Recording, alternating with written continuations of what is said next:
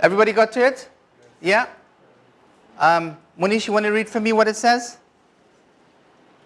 1661. So Surah Nahl. Were not to take people to task for their wrongdoing, he would not have spared even a single living creature on the face of the earth. Okay. Which means what? What do you think that means? He's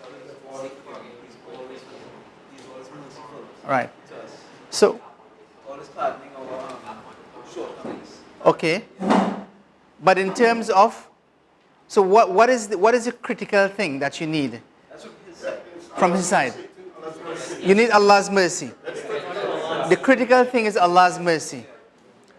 Your good deeds, in a sense, is a means, is insufficient. It is a means towards an end. It will enable you to be able to earn the mercy of Allah subhanahu wa ta'ala. Yeah? Next ayah brings out the same meaning in Surah Al-Kahf. رَبُّكَ الْغَفُورُ ذُو الرَّحْمَةِ Now. وَيُؤَاخِذُهُم بِمَا كَسَبُوا لَعَجَّلَ لَهُمُ الْعَذَابُ. So that also mentions the rahmah, and then mentions the same part about if Allah had taken people to task, that He will. So if Allah had taken people to task, then everybody would be destroyed. And even the Rasul sallallahu alaihi wasallam was asked, what about you? So even me, without the mercy of Allah subhanahu wa ta'ala. Does everybody understand that? This is how important it is. So let's look at the second one, 2431. So turn to 2431. Remember, if it is that you don't have a personal copy of the Quran, this is yours to keep. Okay? So don't be afraid to write notes on it, to highlight it, to be able to make comments on it. Okay? Yeah?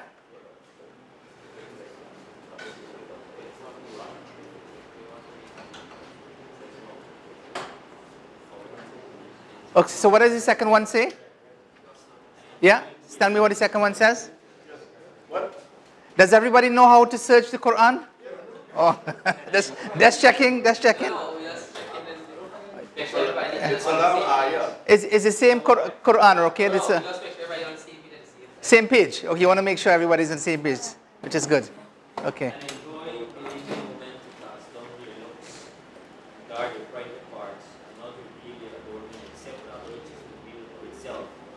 Draw the veils for your bosoms, and not to reveal your adornment save to your husbands or their fathers, or the fathers of their husbands, or of their own sons, or the sons of their husbands, Okay. or their brothers, or the sons of their brothers, or the sons of their sisters. Yeah, I didn't ask you to read it. I just asked you to understand the essence of it. So tell me, what is the essence of the ayah?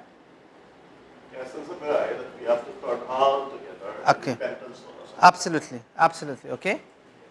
So that's the first one. So let's move on. Okay. So the second one is this. It's on dominance of the universal laws of Allah. So the second one says, a human will, however strong it is, can never pierce through the veils of destiny. So what do you think that means? Yeah. You make your plans. Okay, Manal, give everybody a chance. We want other people to talk. So, Karima, what do you think it means?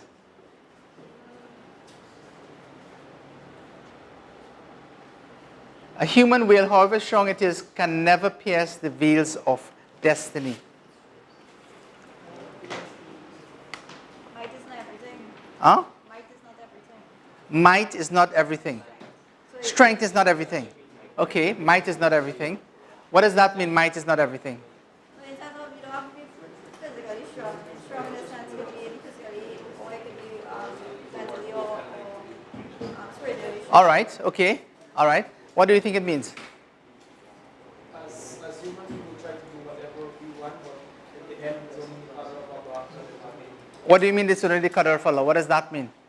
Take the word qadar out of the sentence. What does that mean? It's only what Allah wills, that is What Allah wills, okay? All right, let's see if you can understand it a little bit better. Turn to reference 3544.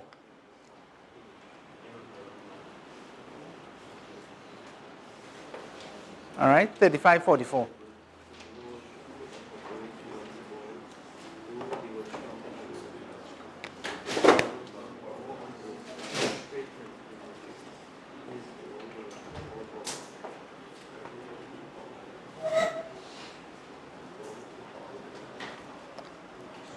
Okay.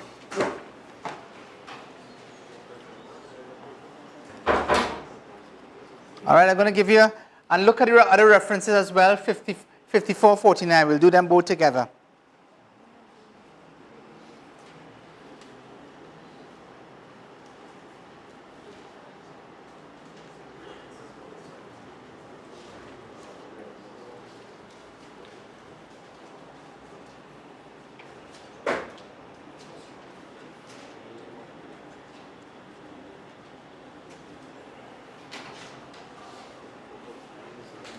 Assalamu alaikum.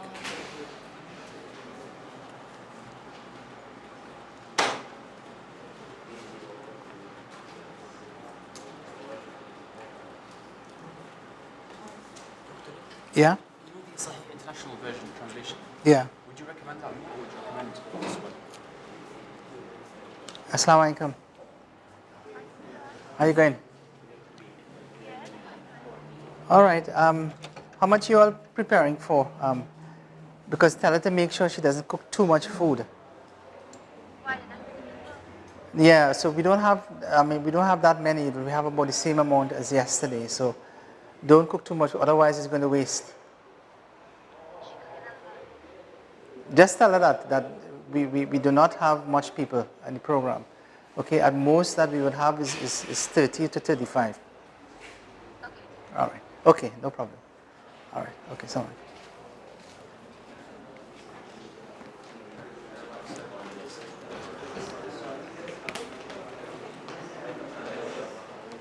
Okay. So we have some time now. So Abdulahad, what do you think? What do you think? Look at the first ayah, 35:44. What is the essence of that ayah? Oh, that's the first one. 35. Yeah. Okay. It doesn't speak as much to color as I thought initially. Okay. All right. What does it say? I'm getting more an essence of how Allah's power is much greater than us as human beings. Yeah. That what we think we're able to achieve is far less in comparison to what Allah can achieve. Okay. So I'm at the sense of Allah being all powerful and supreme is very dominant in this ayah, and it comes out in the second part of this statement. Yeah. It says, "He can never pierce through the veils of destiny." So when I've written there dominance of the universal laws of God, okay? What do you understand by the term universal laws of God? What is that? If I use the term sunnatullah, you know of the word sunnah, which relates to sunnah of Rasul sallallahu alaihi wasallam, isn't it?